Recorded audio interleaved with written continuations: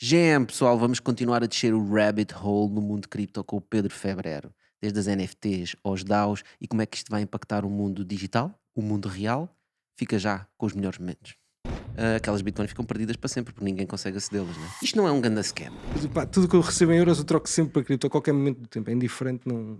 Recebo, troco. Ou seja, eu não gosto de ter euros. Pedro está a usar a estratégia do FOMO. A dizer, não entrem, não Exato. entrem. Exatamente. Não comprem Ciclos bitcoins. inversos. Exatamente, não comprem Muito bitcoins. barato. A promessa está de que está a ser construída uma realidade que nós não vemos. É o metacripto. Mas atenção que a Bitcoin já vai mais que o nosso PIB, portanto, esses desenhos na caverna, vamos lá com calma que Portugal produz menos que o valor da Bitcoin. Portanto, quando eu falo em contratos, é só código que eu estou a falar, mais nada. Vamos guardar este episódio. Mona Lisa, tenho o NFT da Mona Lisa. Quero meter a Mona Lisa no Louvre. Fazer ao contrário. Ir buscar a Mona Lisa e transformá-la no NFT. Nós temos 10 horas por dia. Nós temos que criar as condições para estarmos felizes a fazer aquilo que estamos a fazer. E quanto mais máquinas estiverem ligadas, mais descentralizada é a rede, mais poderosa é a rede. Um venture capital não gosta de risco. O arte a seguir é saber dizer que não. Dizer que não é difícil. Quando tu chegas à universidade, se tu tens interesse em blockchain, programming, podias estar ao mesmo nível do professor.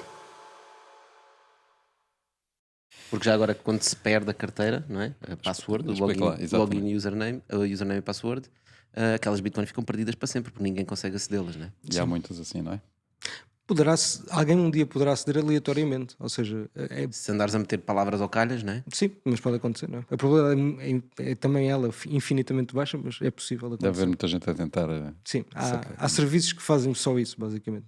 Com a existência deles a tentar encontrar Mas isso carteiras. não é um bocado assustador? Se alguém pode descobrir a minha carteira. Sim, claro, aleatoriamente. Sim. Aliás, eu quando crio uma nova seed, posso aleatoriamente, por acaso, haver uma colisão, mas mais uma vez a probabilidade disso acontecer é muito. Pá, É mas muito vocês já baixa. estão a ser muito técnicos. Já estão a ser Sim, muito exato. técnicos. Já estão a entrar em colapso. Estão a falar. Então vamos aqui para uma coisa mais básica. Sim. Isto não é um ganda scam. É possível, repara, eu acho que hoje em dia tudo é um bocadinho um scam. Porquê? Porque, não, é fácil explicar porque a impressão de dinheiro é infinita, portanto o preço de tudo vai aumentar. Estás a dizer o dólar e o euro também são um scam. Sim, exato. Nessa lógica eu diria que sim. Por essa lógica eu diria que a Bitcoin é menos scam porque pelo menos já sabemos que é possível mudar, mas é Espera tão aí, difícil quando que... estamos a dizer scam, é uma pirâmide. Uma pirâmide, exato. É uma pirâmide. Sim, um esquema de pirâmide, basicamente. Mas no fundo tudo é um esquema de pirâmide no sentido de que é preciso sempre novos compradores para o preço aumentar. Portanto, por essa lógica, sim, é um esquema de pirâmide, mas tudo é um esquema de pirâmide. Porque aqui a diferença é possível criar novas bitcoins? Espera. Ou Acho não? que tem a ver, há aqui um fator que é a utilidade ou não utilidade. Claro, certo, óbvio, Vai. não é? Óbvio. Claro. Portanto, uma moeda tem utilidade, é instrumental. Sim, senhor. No caso de uma Bitcoin que não é instrumental, acaba por ser uma pirâmide. Desse ponto de vista. Eu não sei porque ela já é instrumental a partir do momento que hoje em dia já há pelo menos um país que aceita como legal tender, ou seja, como Salvador. Exato, El Salvador que aceita a Bitcoin. A Bitcoin é uma moeda do país. Portanto, ela já, a partir do momento que isto já acontece, não sei. E outro ponto é que essa utilidade vai sempre da perspectiva da pessoa que usa. Porque é que hoje a maior utilidade, aliás, hoje a maior utilidade da Bitcoin é não gastá-la. E isso é fácil de perceber porquê, não é? Porque há tão poucas unidades e tão pouca gente ainda comprou que quem tem Bitcoin olha para o mercado e diz: epá, eu quero trocar as minhas Bitcoins agora, sabendo que a probabilidade delas ficarem mais caras no futuro é maior, simplesmente porque há pouca gente ainda tem Bitcoins. Só por isso, ou seja, de uma perspectiva de utilidade, se calhar é mais útil eu guardá-las hoje do que gastá-las, mas se calhar daqui a 10 anos já não penso da mesma forma. Aqui o ponto é, só para resumir, a probabilidade de alguém gastar Bitcoin está inteiramente provavelmente ligada com quão cedo ela entrou. Ou seja, quanto mais Bitcoin eu tenho, menos me importa gastá-la, basicamente. Mas obviamente que hoje É o há pouca esquema gente da que pirâmide, que é, portanto, estás a dizer os gajos que entraram primeiro no esquema Sim. estão cheios da Bitcoin. certo. Para eles uma Bitcoin Sim. custou-lhes 1 euro, 8 Sim. euros ou 10 Sim. dólares, ou seja o que for, não é? Sim, mas é porque eles tiveram... Repara, eu conheço pouca gente que entrou em Bitcoin, por exemplo, em 2010, 2011, 2012 e que ficou até hoje. Em que ainda tem as mesmas Bitcoins. Quanto é que valia a Bitcoin em 2010? Menos de $30, portanto, entre 1 a $30, diria. Portanto, é um grande investimento. Lá está, quem entrou nessa fase e quem está a entrar agora. Não, o que interessa é quando aí atingiu os $150, eles venderam. Sim, é Acharam que fizeram um grande negócio. Pronto. Mas não mesmo- fizeram. Pois. Agora vale quanto? Vale 30 mil. 30, 40, 40 50, mil. depende Vá, de quando é que 30 este e tal. episódio está a sair. Pronto, ok. Então, 100? 100. 10? Tudo é possível. Lá está, e esta volatilidade, não é? Que eu acho que assusta um bocadinho as pessoas, que é, pá, mas Ok, deixa-me pôr isto de perspectiva contrária, que é, se eu souber mais ou menos, bem, para mim é difícil de falar porque Se tu souberes o futuro, é isso que queres dizer? não é o meu futuro, pessoalmente. Se eu souber o meu futuro, eu, por exemplo, eu não tenho euros, ou seja, tudo o que eu tenho está em cripto já há muito tempo. Eu não vivo com euros, eu troco por euros quando preciso de gastar euros, mas eu não tenho euros. Quer dizer, essencialmente. tu queres que eu te pague um café daqui para cá, não é? Isso eu gostava, por acaso, que eu Porque não não consigo. consegues. Não consigo. Eu não consigo. Não, mas pá, tudo que eu recebo em euros eu troco sempre para cripto a qualquer momento do tempo. É indiferente, não. Recebo, troco. Ou seja, eu não gosto de ter euros. E porque eu sei que daqui a um ano eles valem menos. E daqui a 2 vão valer menos. E daqui a 3 vão valer menos. E isso é contínuo. A Bitcoin eu não sei se vai valer menos, pode valer mais. E, estás a dizer que vale menos porque temos a inflação, não é? E sempre que aumenta a inflação no mercado, essencialmente o valor da moeda diminui, e por isso nós precisamos de mais moedas para comprar a mesma coisa. Só que nós temos aqui um problema grave, que é, no fundo, as criptos é uma brincadeira dos geeks, não é? Sim. Porque a pessoa normal, se quiser comprar bitcoins, está feito ao vivo. Porque Bitcoin ainda vai lá que não vá. Mas se quiser uma moeda diferente, ainda pior, não é? Eu vou arriscar. Se quiser interagir com protocolos de DeFi, por exemplo, de Decentralized Finance, finanças descentralizadas, sim, concordo 100%. Acho que comprar Bitcoin hoje em dia já é essencialmente fácil com uma aplicação de telemóvel. A maior parte das pessoas que eu conheço de 40, 50 anos compram, já conseguem facilmente comprar. Agora, mais que isso, concordo 100%. É muito difícil, acho que é praticamente impraticável hoje em dia. Mas eu acho que isso é bom, porque é mais oportunidade. Ou seja, quem quiser fazer o esforço de perceber... É mais uma oportunidade de quem já lá está dentro. Acho que lá está outra vez o esquema de pirâmide. Não, eu acho que não é um... E tu estás a dizer que é bom, que é para atrair mais incautos. Não, repara, eu quanto mais tempo eu puder adiar a entrada de novas pessoas, melhor. Porque mais tempo eu tenho, estando eu dentro do mercado, mais tempo eu tenho para descobrir, para avaliar o que é bom, o que é mau. E comprar mais. E comprar mais. Portanto, eu até quero que pensem que isto é um scam mais 10 anos. Para mim era ideal, porque tinha mais 10 anos para estar mais tempo sozinho aqui dentro a fazer compras à vontade e a perceber o que é bom e o que é mau. Mas pronto, não acho que isso... Pedro está a usar a estratégia do FOMO. A dizer, não entrem, não entrem. Exatamente. Não comprem Ciclos bitcoins. inversos. Exatamente, não comprem Muito bitcoins. Mas estavas a falar de DeFi. Sim. Já agora, pessoal, para quem tivemos a dizer coisas assim um bocado complicadas, tivemos aqui o Fred, com quem passámos mesmo. Então, diz assim, quando dissermos alguma coisa complicada, interrompam-nos, não é? Exato, é isso um bocado que eu ia dizer. Metam pause neste episódio, vão ver o episódio do Fred e depois voltem aqui. Ou então pesquisem no Google, porque estas coisas estão todas no Google, tudo o que nós estamos a dizer, estas palavras. E é difícil nós irmos um bocado a fundo neste tema se não começarmos já a complicar um bocadinho. E portanto, bear with us. Portanto, sobre o DeFi, essencialmente são finanças descentralizadas. O que no fundo quer fazer é criar todos estes produtos financeiros que nós temos hoje em dia, seja empréstimos, seja depósitos a prazo, seja o que for, produtos financeiros, criá-los em cima das blockchains, existem várias onde se pode fazê-lo, sendo que a diferença é que não temos um banco ou uma instituição qualquer a controlar isso tudo, e quem controla os protocolos são as pessoas que são donas dos tokens desses protocolos, não é? E portanto o tokenomics entra muito no DeFi. Mas eu não sei se para as pessoas isso é mais claro do que aquilo que é hoje. Ou seja, hoje há uns bancos a controlar isso, portanto tem umas pessoas cinzentas no banco que controlam isso, e amanhã há umas pessoas cinzentas na web, alguns que controlam isso. Sim, a diferença é que hoje em dia é o Ricardo Salgado, na web são... Não, Ricardo 500 Salgado já geeks. não é, estás? Está bem. Posso dizer qual é que eu Os acho que é a maior salgados. diferença? É que é transparente. Eu não sei onde é que eles moram, não sei quem é que eles são, mas eu sei qual é o endereço deles. Portanto, isso já é uma diferença enorme. Eu acho que é absolutamente gigantesco. Ou seja, eu vou dar um exemplo. Nós quando fazemos uma troca em DeFi, uma swap, ou seja, eu troco uma moeda por outra, e é feita de uma forma descentralizada, ou seja, há utilizadores que dão liquidez ao protocolo, e por causa de haver liquidez, há dois pares líquidos, eu posso trocar duas moedas. Pronto. Mas obviamente, porque há diferenças de preços entre protocolos, há arbitragem, há front-running, ou seja, há bots que são criados com dois intuitos. Um é fazer arbitragem, não há problema nenhum, é encontrar aqui um preço bom, isso até é porreiro, mas há outro que é front-running, que é o quê? Que é eu crio um bot que sabe que tu vais fazer uma transação, porque a tua transação é posta numa mempool primeiro, onde o minerador vai pegar nela. Uma mempool é simplesmente um local onde estão todas as transações antes de entrar nos blocos. Pronto, estão todas à espera. É fila de espera. Fila de espera, exatamente. E basicamente... pode ser, por exemplo, um minerador, ele sabe quais todas as transações estão a acontecer, ele consegue ver que uma transação vai executar um contrato que vai, por causa disso, vai gerar, vai gerar valor, vai gerar riqueza. E, portanto, eu vou pôr uma transação igual a tu, só que com um bocadinho com uma FII maior, e, portanto, eu consigo ganhar aquele valor em vez de ti. E isto é um problema, mas que é transparente também. Já se fazem nos mercados que são centralizados, ou seja, nos mercados que hoje usamos hoje em dia, por exemplo, na Coinbase, ou qualquer exchange, qualquer mercado, seja de cripto ou não seja, isto claramente, que obviamente deve acontecer, não é? Nós não temos acesso a ver isto. E hoje em dia já conseguimos ter. Estás a dizer no mercado de ações, não é? No mercado de ações.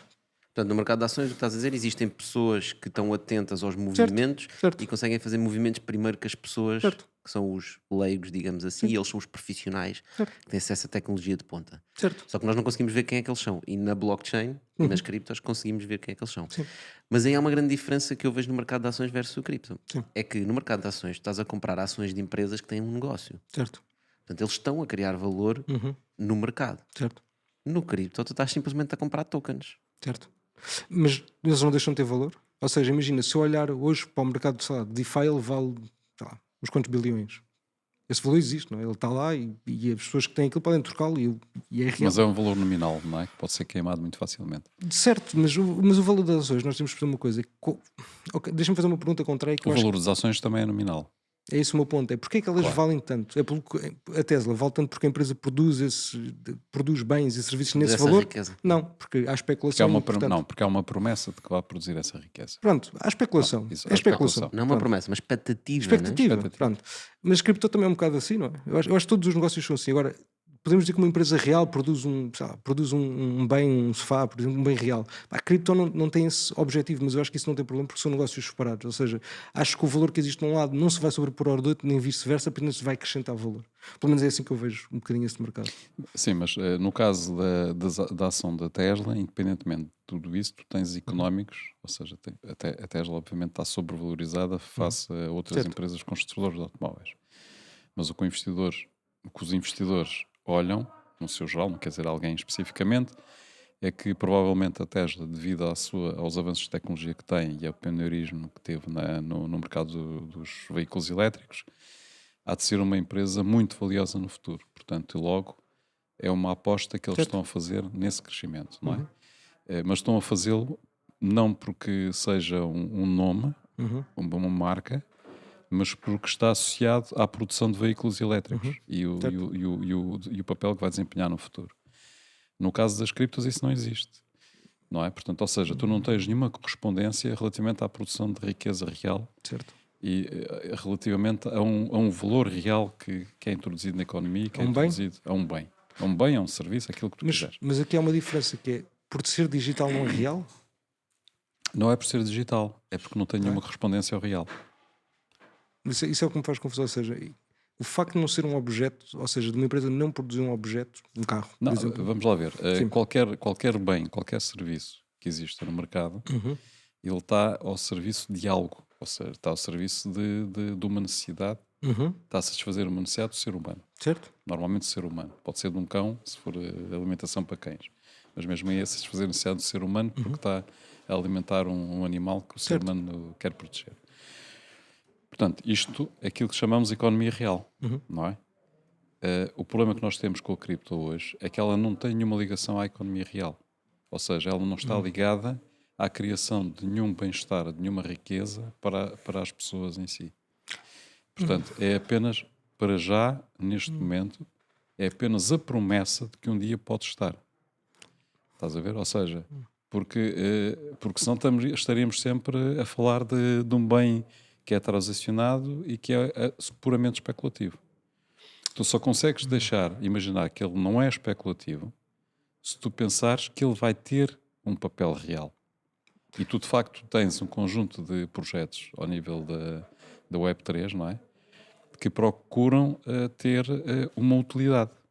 Portanto, ou seja, se eles tiverem essa utilidade, eles passam a fazer parte da economia real e que nós podemos chamar de real, não é? Porque passam a ter essa transposição.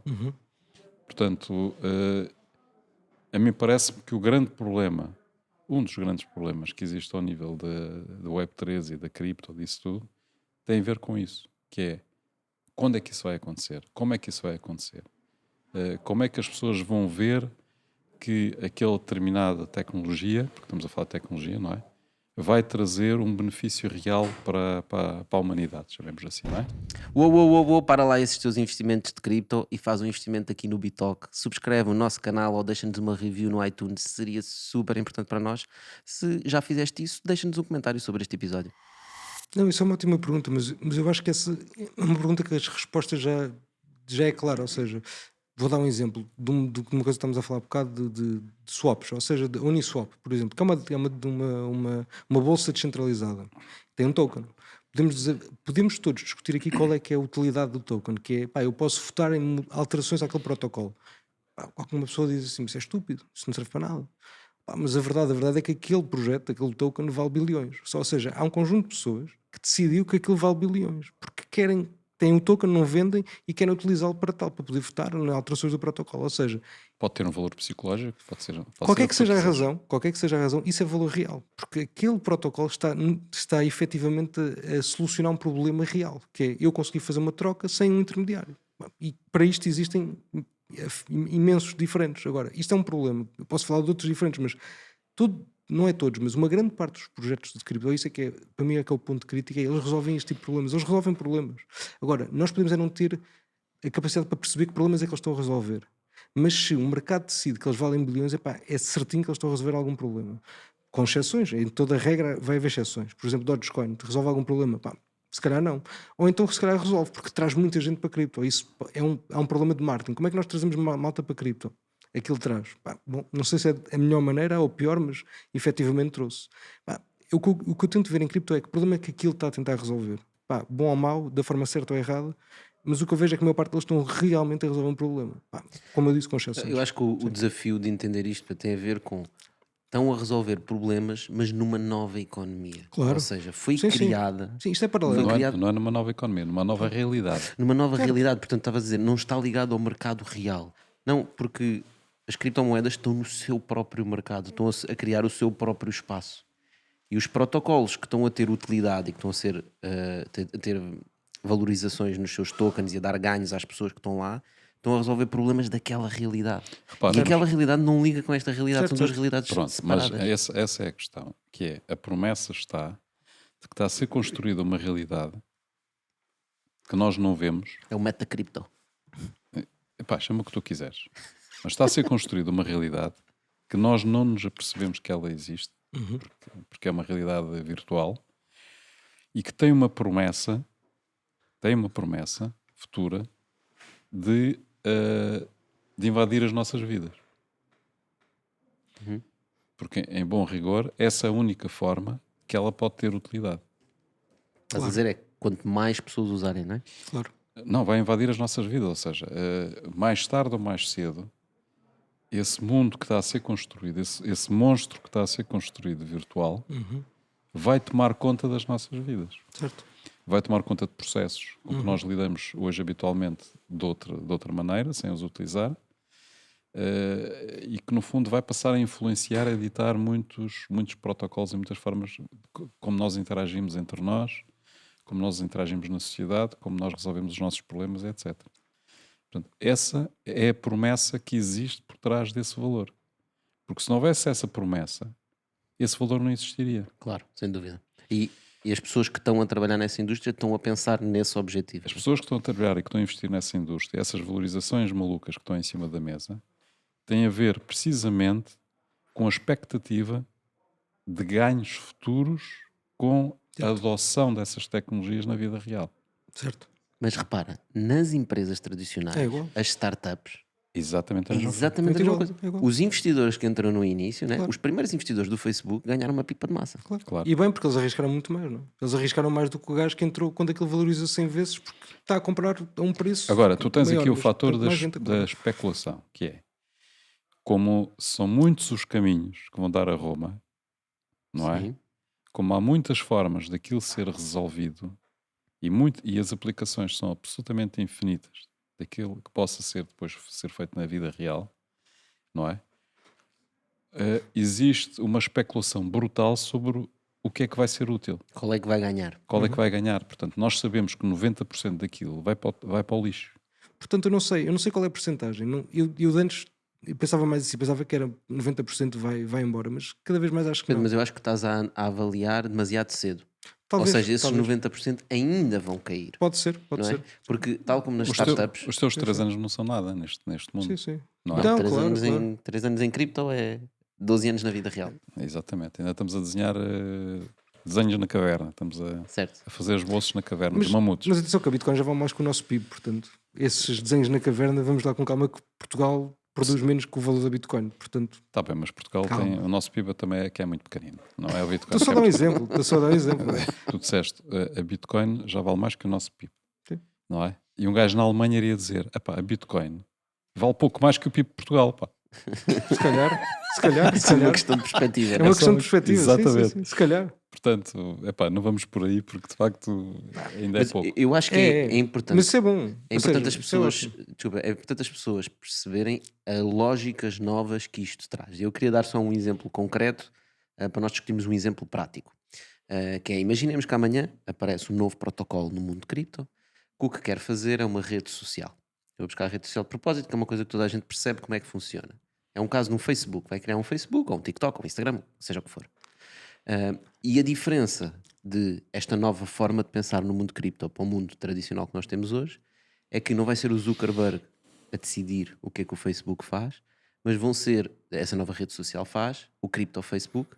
O cripto Facebook vai ser detido pelas pessoas que vão ser detentoras do token cripto Facebook. E quando o cripto Facebook quiser expulsar o Trump, não vai ser 3 ou 4 pessoas que estão lá no Facebook que tomaram essa decisão, mas vai ser a comunidade de cripto Facebook que vai votar se isso é algo que querem que aconteça ou não. Para além disso, todos os dados que nós damos ao Facebook é para o Zuckerberg encher os bolsos e os investidores dele. No cripto Facebook, os dados que nós dermos e que forem vendidos e que for ganho dinheiro no cripto Facebook, através do tokenomics do cripto Facebook, vai ser distribuído pelos donos, pelos owners do token cripto Facebook. E, portanto, no fundo, o que nós estamos a fazer é descentralizar o ownership de negócios. É que as pessoas hoje veem os tokens. Aliás, eu acho que a forma que a maior parte das pessoas vê os tokens até é errado, mas é certo. Ou seja, veem como ações, no fundo, como eu tenho um direito de voto. E essencialmente tem. Portanto, ninguém usa aquilo para isso. Bom, pouca gente usa os tokens para votar em alguma coisa, mas é esse o direito que elas têm. Elas veem isso como uma mais-valia. Portanto, Mas segundo ouvi dizer, mas não tem direito a fica nada. muito caro votar, não é? Certo? Depende. Depende das blockchains. Depende da rede e depende do sistema de voto, porque há sistemas de voto que são on-chain, ou seja, que temos de gastar uma transação para votar, mas também há outros sistemas de voto que só usam as assinaturas, ou seja, fazemos uma assinatura e votamos aquilo que sabe quantos tokens é que temos, mas não transacionamos efetivamente. Ok. Mas eu também não compro o argumento dos gas fees. Portanto, tu tens que, quando fazes alguma coisa na blockchain, tens que gastar tokens. Sim. No início da internet, quando eu queria mandar uma imagem de uma ponta do mundo para a outra, era super caro. Certo? Não é? Portanto, o tráfego na internet era caríssimo. Sim. Tal como hoje na blockchain é caro fazer coisas, mas Claro. há novas blockchains e cada vez há mais tecnologia que está a baixar o preço.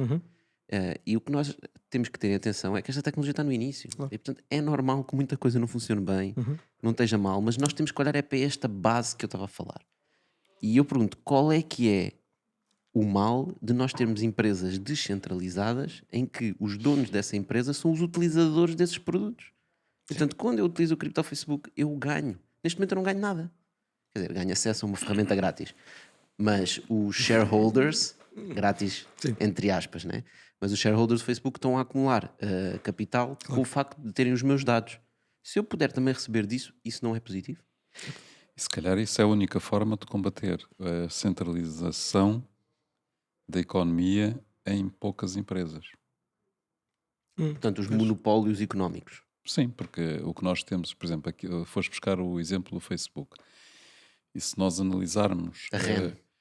se nós analisarmos o que aconteceu nos últimos anos, a tendência do que tem vindo a acontecer nos últimos anos no mundo da publicidade, assistimos que há uma concentração brutal, cada vez maior, cada vez mais crescente, de investimento publicitário em 3, 4 plataformas, não é? Portanto, e os maiores beneficiários são precisamente o Facebook, o Google e a Microsoft, não é? Certo.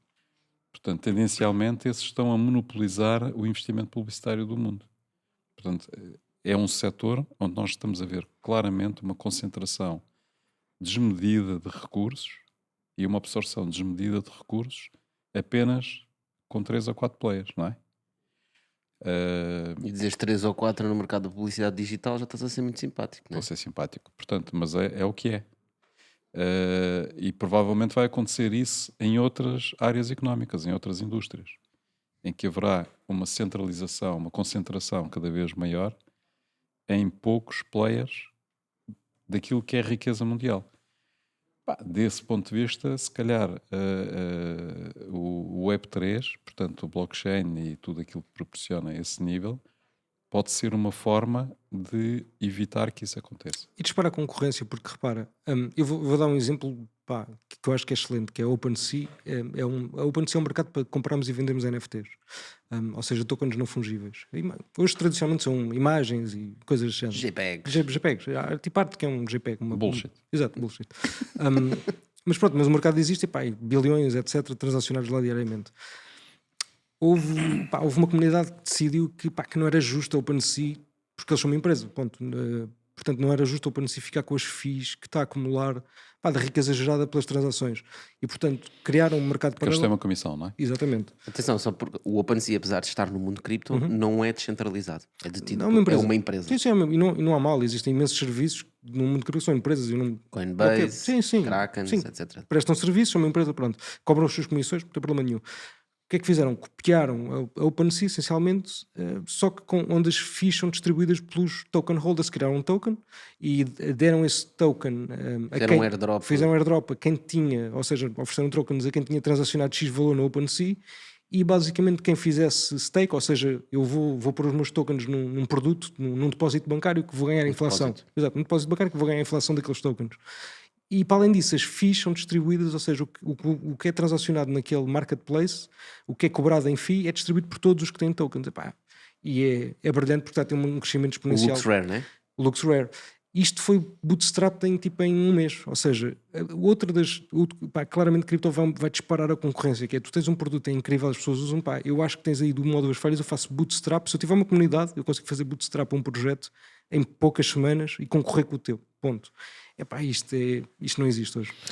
Mas isso só é possível porque é tudo digital. Claro, óbvio. E não só, Sim, e porque óbvio, é óbvio. open, porque é aberto. Sim. É quase um open source, né? Porque a blockchain, o código, eu posso chegar lá e copiar aquilo tudo Sim. e implementar eu. Mais ou menos porque há licenças, mas pronto, mas é possível, óbvio, mas independentemente, copia-se e muda-se alguma coisa e já é um bocadinho diferente. Posso-me juntar com os amigos amanhã, Certo. fazemos um fork da Bitcoin e temos Sim. a nossa própria Bitcoin. A Exatamente. Bitcoin dos amigos do The Real Tosha. Exatamente. Olha, é uma boa ideia.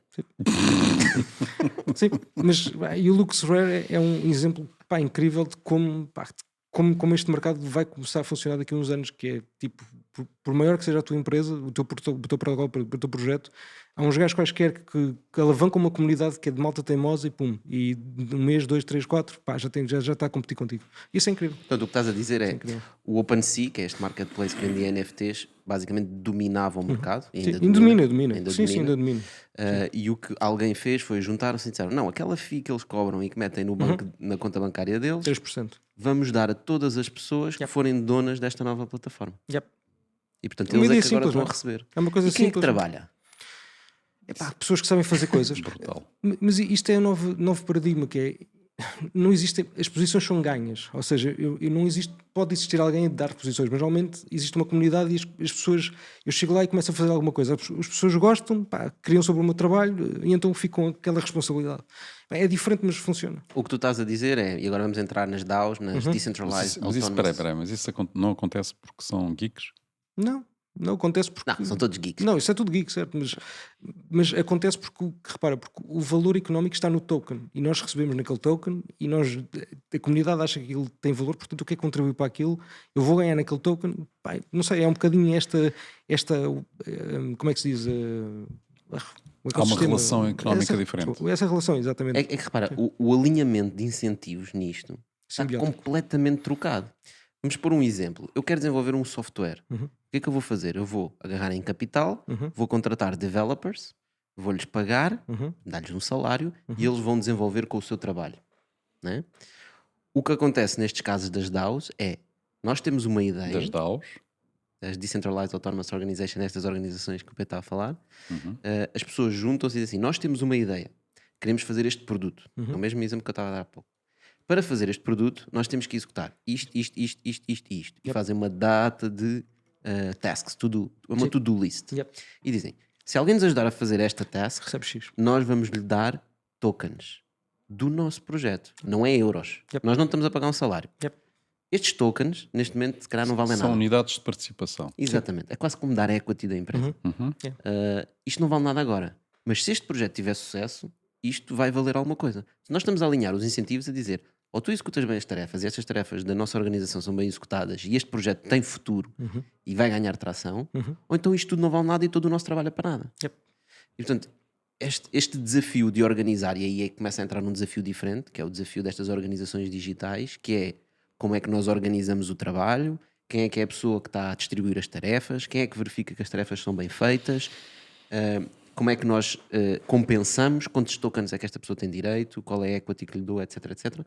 Todas estas dinâmicas é o que está a acontecer neste preciso momento. Estes geeks que tu falas estão todos na internet, nos seus Discords, nos Telegrams e etc, a descobrir como fazer isto. Por isso é que ele não tem dinheiro para comprar um café, não é? Exato. Pois, é Não porque é? ele trabalha e só tem tokens que podem Que valer alguma que um coisa. dia podem valer alguma coisa. Chamemos-lhe o que são, shitcoins, pode ser o nome, não há problema nenhum. Sim, é só shitcoins, na expectativa que um dia possa Então como é que valer. esse pessoal compra batatas? Epá, Boa pergunta. vende um bocadinho das shitcoins e compra as batatas, basicamente. Quando Mas é se as preciso. shitcoins ainda não valem nada, Epá, alguma coisa vende de mais valer, não é? barato. Alguma coisa de valer. e tanto é necessário, a resposta a essa pergunta, que o que nós temos vindo a acontecer é que grandes investidores e grandes VCs estão a criar os seus fundos de investimento em cripto e em blockchain, e o que fazem é, vamos voltar àquele exemplo que eu estava a dar, nós queremos construir isto, temos uma comunidade, as pessoas precisam de comer e precisam de viver, e portanto vamos buscar dinheiro a investidores, também lhes vamos dar alguns tokens, eles estão a comprar tokens e estão a dar dinheiro, portanto estão a comprar equity, e nós vamos agarrar nesse dinheiro que eles nos deram e vamos pagar a alguns developers e algumas tarefas que têm que ser mesmo pagas. Mas vamos pagar uma parte em dinheiro e outra parte, em dinheiro que normalmente é sempre cripto, é uma Bitcoin, mas a Bitcoin já tem um valor que eles podem trocar, e a outra parte damos em tokens do projeto. Certo. Para alinhar os incentivos. O que eu acho incrível nesta nova forma de pensar é o alinhamento de incentivos. É a auto-organização que isso propicia, não é? Ou seja, não há... É uma orquestra que toca sem maestro. Pois, a questão é essa. É isso que se está a descobrir no mundo, que é nas DAOs e estas coisas todas, é como é que nós organizamos isto, não é? Como é que nós organizamos o trabalho e como é que organizamos o maestro. Pronto, então nesse caso, uma data de projetos tem a ver precisamente em resolver esse problemas e afinar as coisas, não é? Agora, há um momento em que isso tem que intersetar com o mundo real. Ok. Mas é o que eu digo, eu acho que a interseção é feita... Eu sei que tu não queres. Não é não querer, Queres que claro. seja mais... Não, isso A Luísa eu tem vou que querer acumular sempre. mais Bitcoin. Isso vou querer sempre. Isso, pá, pessoal, que se não quiserem comprar hoje, eu agradeço. Ok, pronto.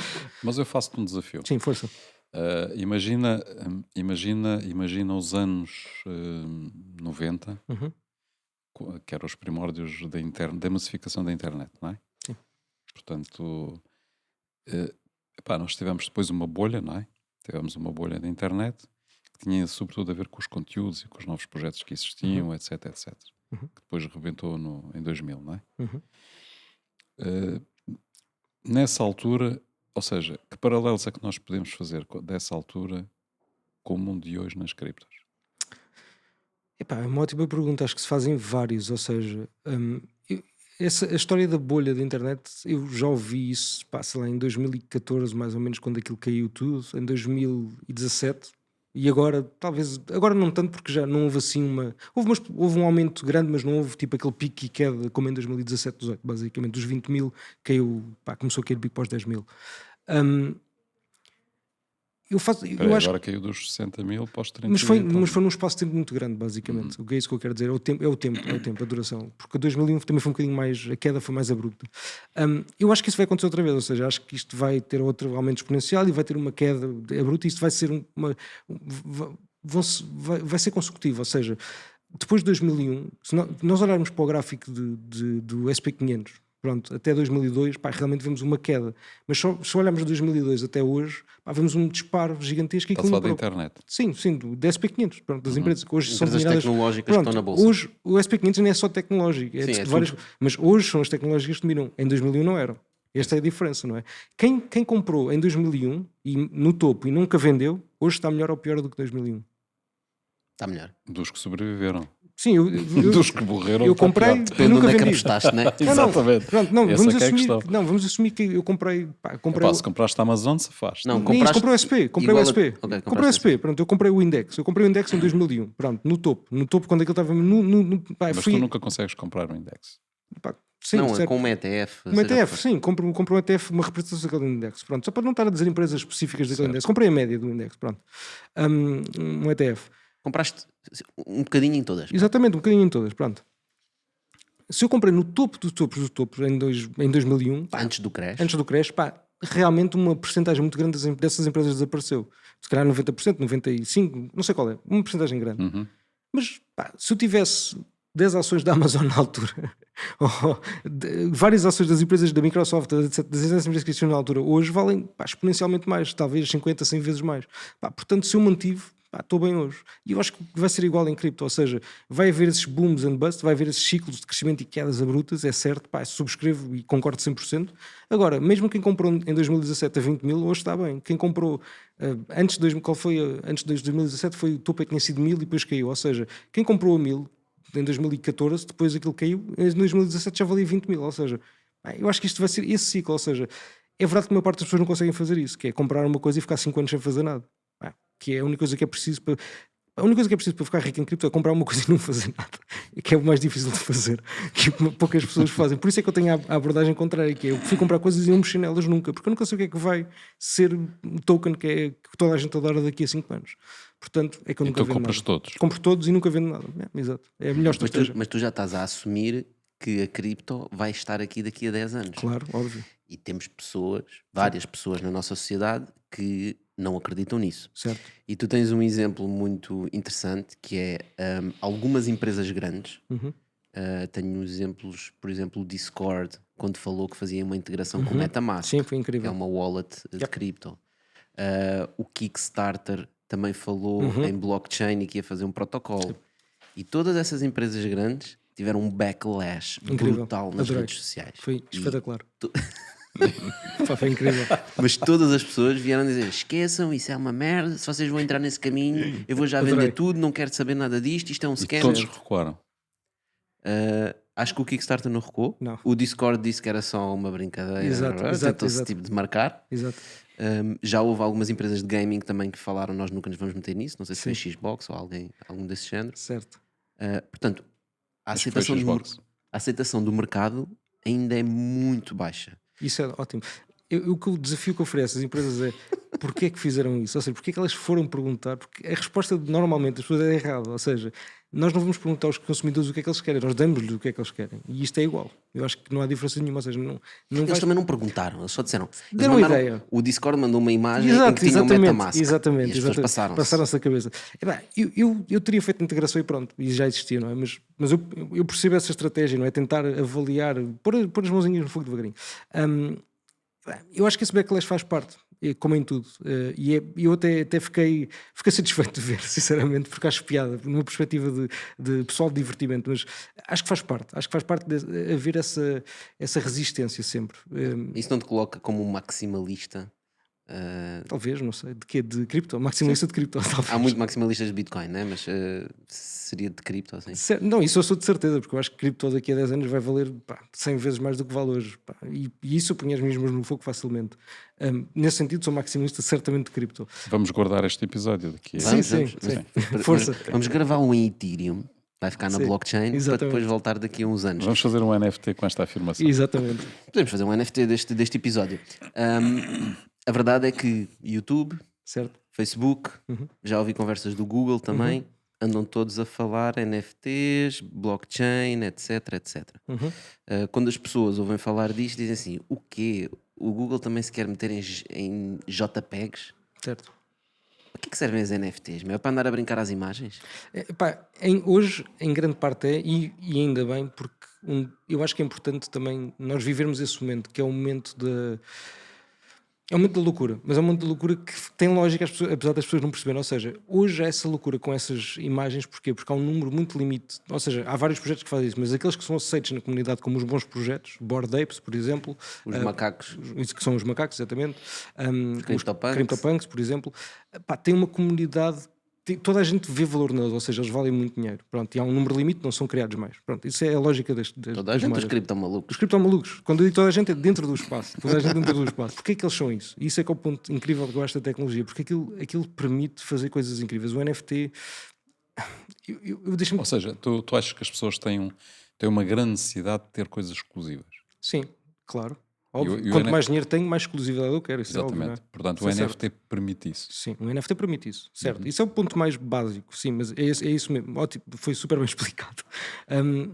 Mas o que é que essa tecnologia faz? Essa tecnologia permite-me, dentro de ativos que são fungíveis, ou seja, uma Bitcoin é igual a outra Bitcoin, um NFT não é igual a outra NFT porque tem características diferentes, ou seja, um pode ter um atributo que é o nariz e ser vermelho, ou seja, dentro do mesmo token, eles têm atributos diferentes. Pronto. E o que pode ser construído com NFTs é absolutamente único. Por exemplo, Cara, o que tu estás a dizer é como os NFTs são usados hoje, que é para brincar Sim. às imagens, Sim. é uma aplicação. Certo. Mas os NFTs podem ser usados em muitas outras coisas. as pessoas acham no geral que os NFTs o maior valor que têm é nas imagens, mas eu vou já desmentir, não é. E para surpresa de toda a gente, que eu sempre que eu digo isto é uma surpresa incrível. Os NFTs são todas as vossas posições da Uniswap versão 3. Ou seja, tudo o que está na Uniswap versão 3 como liquidez, onde eu deposito tokens para dar liquidez a um projeto. Calma. Isto vai ser fácil de perceber. Ok. Há bocado falámos da Uniswap, ou seja, eu trocar tokens entre duas pessoas é um mecanismo aberto. Ou seja, para isto existir, outros utilizadores têm de dar liquidez, não é? Têm de pôr tokens para eu poder transferir outros tokens. Tem de haver liquidez. Ok. Pronto. Quando eu deposito essa liquidez, eu recebo em volta um recibo de depósito, ok? Isso é um NFT. Essa liquidez que está posta naquele protocolo é um NFT. A liquidez em dinheiro. Sim, em tokens. Sim, o que tu estás a ok, dizer é, token. tal como quando eu vou ao banco e faço o meu depósito de dinheiro, Sim. o banco registra que eu tenho aquele depósito, Sim. eu tenho algo que me prova que eu Sim. pus aquele depósito. Sim. E isso podia ser um NFT. Não pode. É um NFT. Isso é o que significa ser um NFT. né? Sim, exatamente, porque aquilo Tá é um bem. identificador único. Repara, Então o que é que o faz valorizar esse NFT e não faz valorizar o outro? porque repara, este NFT aqui é um NFT tecnológico, ou seja, o que é que eu quero dizer com isto? Deixa-me explicar como é que ele funciona para percebermos as diferenças entre os dois tipos de NFTs. São a mesma coisa, mas só para perceberem a diferença. Um NFT é o quê? Eu pego em Ethereum, eu pego em USDC, ok? Que é uma stablecoin, igual ao dólar, pronto. Eu deposito isso na Uniswap para dar liquidez. Eu deposito Ethereum, eu deposito o USDC. Tenho de ter dois pares, não é? Para aquilo poder ser uma pool de liquidez, para as pessoas poderem trocar. Quando eu faço esse depósito de Ethereum e quando eu faço esse depósito do USDC, no momento em que eu deposito a quantidade, porque posso pôr um Ethereum e 2000 USDCs, ou posso pôr 0.1 Ethereums e 1000 USDCs, ou seja, esse rácio, quando é criado, é único para mim. E é um NFT. Literalmente, ele é um NFT. A partir do momento que ele é criado como um NFT, porque ele é um rácio único. E esse identificador, ele próprio é um NFT. Ou seja, a mesma coisa que a tecnologia que está por trás do Bored Apes ou dos CryptoPunks, esse identificador é a mesma coisa que o Uniswap usa como tecnologia para criar uma posição de LP, de Liquidity Providing, ou seja, de alguém que deposita dois pares para poder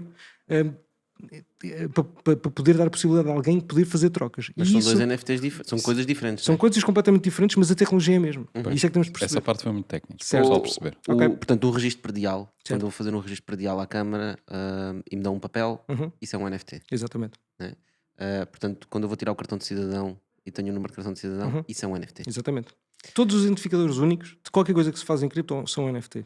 Pronto, mas qual é o interesse que eu tenho em ter esse identificador único desse NFT Ok? Versus. versus não ter? Não, peraí, no registro predial, se tu tiveres aquele NFT, és dono daquele prédio. Certo. Está bem, mas neste caso não tens nenhum prédio, tens um macaco. Tá, tu estás a nós estamos, ok, Mas- voltamos para os macacos. então. Ou tens uma posição financeira. Ou tens É isso que eu quero dizer. E de repente a tua posição financeira é um NFT. Que pode ser, repara, esta posição financeira, eu posso a ela adicionar-lhe uma imagem por cima do macaco.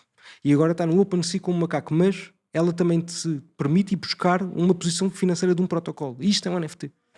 E é isto que as pessoas ainda não perceberam o que é possível fazer, que é possível fazer coisas que são completamente... que nem eu sei, nem imagino hoje o que é possível fazer. É possível fazer staking de um NFT? Claro, óbvio, fácil, isso já se faz. Isso não é Em que problemático. exemplo? Podes dar um exemplo? Posso dar vários, mas um que seja relativamente simples. Podes fazer staking de tokens para receber as NFTs, podes também fazer staking de NFTs para receber mais NFTs, por exemplo, ou podes fazer staking de NFTs para receber moedas. Ou seja, já é tudo possível. Ok, então podemos agarrar no macaco Sim, e dizer assim: eu tenho um macaco sim, e vou fazer staking deste macaco Sim. num sítio qualquer. sim. Para que é que eu haveria de querer fazer isso? E porquê Sim. que esse sítio Opa. onde eu estou a fazer staking desse macaco me vai dar um reward? Que staking no fundo é dizer: eu tenho um asset, vou fazer freeze a esse asset num sítio qualquer porque eles vão usar esse asset e eu vou ganhar rewards. Posso já dar um exemplo bem fácil. Bora. Vamos supor que eu sou o Louvre e o Louvre decidi, quero expor todos os macacos, os 10 macacos mais valiosos. Como é que eu posso ter o asset do meu lado? Podes-me emprestar? Tens aqui um exemplo E eu fácil. vou-te dar uma parte dos ganhos de todos os ingressos que eu vou cobrar para as pessoas que vão entrar no Louvre para ver os macacos. Por exemplo. Mas nesse caso tu até podes depositar o teu macaco no meu contrato em que eu estou a mostrar no meu ecossistema, No meu metaverse. no meu metaverse, e tu depois desse depósito tu vais ganhar as FIIs, vai ganhar tudo, mas tu depositaste lá, tu literalmente pegaste no asset e depositaste, perdeste a ownership durante aquele momento, ok? Que pode ser um período que está escrito no contrato a dizer durante um dia, 3 dias, X horas, whatever Um que contrato seja. que é código. Que é código. O contrato é tudo. Quando eu falo em contratos, é só código que eu estou a falar, mais nada. Código que, Agora, que é corrido automaticamente. qual é a transposição que isso pode ter para o mundo real? Portanto, Epá, Mona Lisa, tenho o NFT da Mona Lisa, quero meter a Mona Lisa no Louvre. Fazer ao contrário, ir buscar a Mona Lisa e transformá-la no NFT. ok. 1000 exemplares de NFT com a imagem da Mona Lisa. Eu vou fazer um desafio, que é não pensem no NFT como uma imagem. Não pensem nisso como um boneco. Pensem nisso como um identificador único. Porque a partir do momento que fazem essa diferenciação, uma imagem pode ser um NFT. Ok, então vamos simplificar. Pegamos num quadro de Picasso. Não, é uma coisa que não seja arte. Não, mas porquê? Não pode ser arte, pode Porque ser não arte. vai mas- ligar muito à parte das imagens dos NFTs. Ok, então vamos pegar no colar da rainha, Ok. da Isabel. Ok. Ela tem colares muito valiosos, de certeza. E vamos pegar num desses colares e metade do valor do colar transformamos em NFT. Nós temos 10 horas por dia. Nós temos que criar as condições para estarmos felizes a fazer aquilo que estamos a fazer. Porque quanto mais máquinas estiverem ligadas, mais descentralizada é a rede, mais poderosa é a rede. Um venture capital não gosta de risco. Uma arte a seguir é saber dizer que não. Dizer que não é difícil. Quando tu chegas à universidade, se tu tens interesse em blockchain, programming, podias estar ao mesmo nível do professor.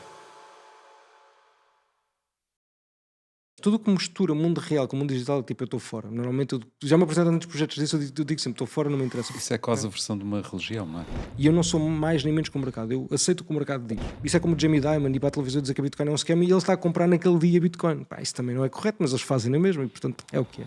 Se tu estiveres no YouTube e ouvires um episódio inteiro, ganhas uma coin. Certo. Se só ouvires no Spotify meio episódio, ganhas meia coin. Daqui a 10, se valer menos de 1 milhão, vou ficar bastante triste. Portanto, tu acreditas que no futuro a Bitcoin pode valer milhões? Ou seja, Certo. uma Bitcoin Sim. valer 5, 10, 20 milhões? Não só por ser mais segura, mas à medida que o tempo vai passando, a chain vai ficando maior Certo. e aquele cálculo que estavas a falar para fechar um bloco vai ser cada vez mais difícil de calcular. Depende. Logo é preciso mais energia para isso. Então podemos dizer que todas as outras criptas, para além do Bitcoin e do Ethereum, são centralizadas, logo pertencem a bancos. E vai ter mais impacto que a internet tem hoje, não é?